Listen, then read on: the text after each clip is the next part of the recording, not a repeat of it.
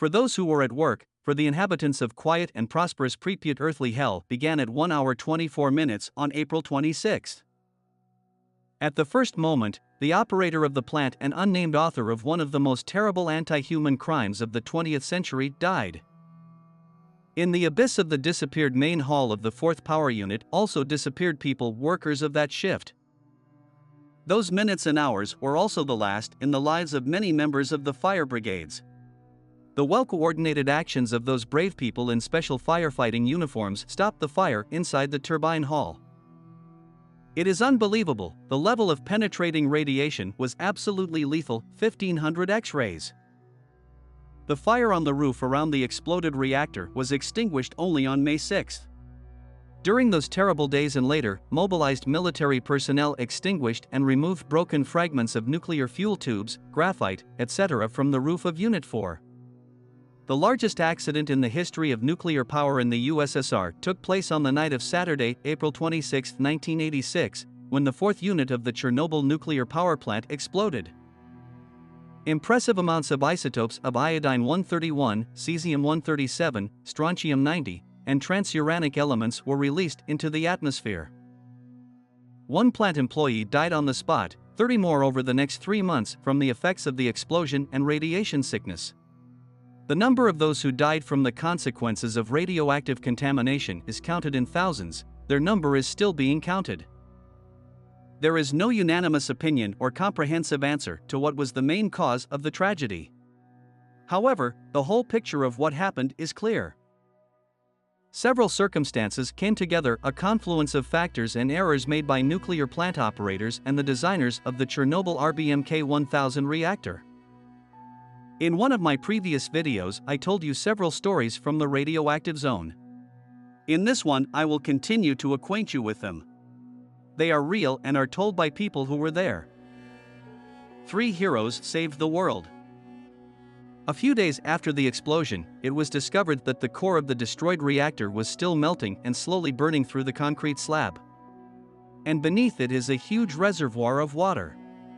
If a stream of molten metal were to come into contact with it, there would be a giant radioactive explosion. Dozens of tons of nuclear fuel would be released into the air.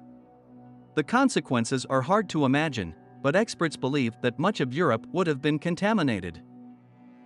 At any cost, it was necessary to get to the isolation valves and open them.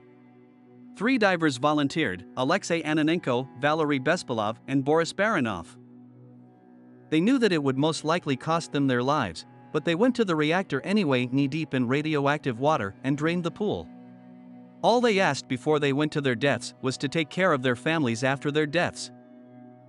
But the heroes managed to survive. They brought 6 dosimeters with them and constantly checked their readings, so they managed to get around the most dangerous areas. No one received a lethal dose. Angels of Chernobyl. One of the most difficult missions at Chernobyl fell to the pilots. They had to put out the glowing graphite rods inside the reactor. The helicopters flew hundreds of flights over the reactor core and dropped thousands of bags of lead, sand, clay, dolomite, and boron. The pilots were hovering just 200 meters above the reactor. The pilots hovered over the reactor at an altitude of only 200 meters.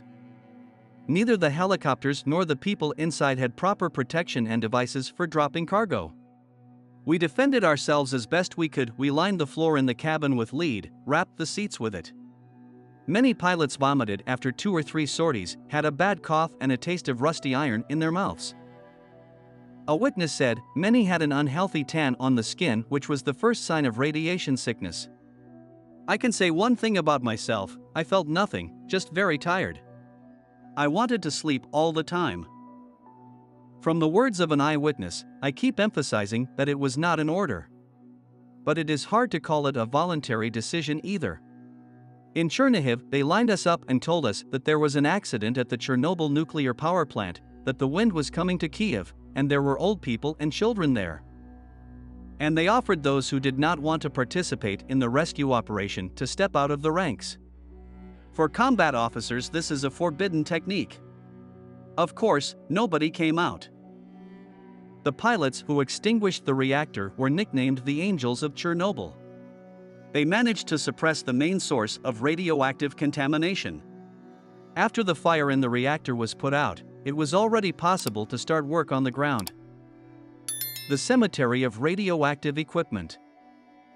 A lot of equipment was brought to Chernobyl. It quickly picked up radiation and broke down. It was impossible to work with such equipment.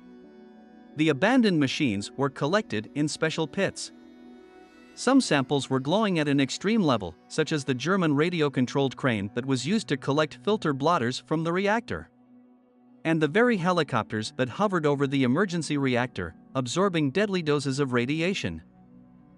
And also the irradiated buses, trucks, fire trucks, ambulances, APCs, excavators, they were left to rust in graveyards of dead equipment. No one knows what they were going to do with it later, but looters got to the vehicles. They stole first the engines, and then the fittings and casings. The parts were later sold at the car market. Much of it went for scrap metal. Those scrap dumps staggered by their size, but in time almost all the radiated equipment evaporated. Deadly radiation did not stop anyone. Redwoods. One of the most mysterious and frightening places in the zone, the Red Forest. Once it was a normal pine forest, separating the nuclear power plant and the town of Pripyat. Tourists walked through it, locals gathered mushrooms and berries. On the night of the accident, this forest was the first to take the radioactive hit. It was covered with a cloud from the destroyed reactor. The wind blew in the direction of Pripyat, and if it were not for this living shield, the city would have received a terrible dose of radiation. Dozens of hectares of forest soaked up radioactive dust like a sponge. Pine trees have denser crowns than deciduous trees, and they work like a filter. The radiation level was simply monstrous, 5,000 to 10,000 rads. This deadly radiation caused the needles and branches to take on a rusty red hue. This is how the forest got its nickname. There were rumors that at night the radioactive trees of the Red Forest glowed, but there is no reliable information on this. From an eyewitness account, I had Adidas sneakers, made in fur. I was playing soccer in them. So I wore these slippers through the Red Forest to the industrial zone of the station to take a shortcut. After Chernobyl I played ball in them for another year, and then an academic acquaintance asked me to measure the sneakers for radiation. And he did not return them. They were concreted. It was decided to destroy the redwood forest. It was too dangerous. The dead, dry trees could burst into flames at any moment and radiation would be in the air again. The trees were cut down and buried in the ground.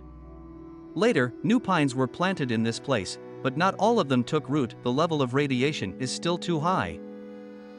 Employees of the Institute of Biophysics conducted a survey of the 30-kilometer area. The measurements showed that after the explosion of the reactor, a very radioactive element, plutonium-239 with a half-life of 24,000 years, got into the environment.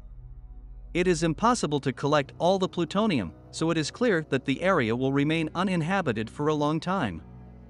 Radiation background in the zone of the Chernobyl NPP during 1986 significantly decreased due to natural decay of short-lived radionuclides.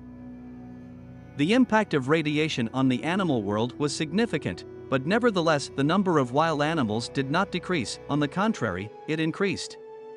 This reflects the fact that the harm from radiation was still less than the human activity that disturbed the animals. In the fall of 1986, a cat was seen in the entranceway of a dormitory building in Chernobyl. It had a bald abdomen from walking on dirty grass. It seemed that the cat was doomed to die, but a year later, when we went there, we saw it alive and with kittens. The main part of the work was done in 1986 to 1987, about 240,000 people took part in it. The total number of liquidators, including subsequent years, was over 500,000 people. Subscribe to the channel and share this video with your friends. Give it a thumbs up. Tell us interesting facts you know about the topic of this video. See you in new videos.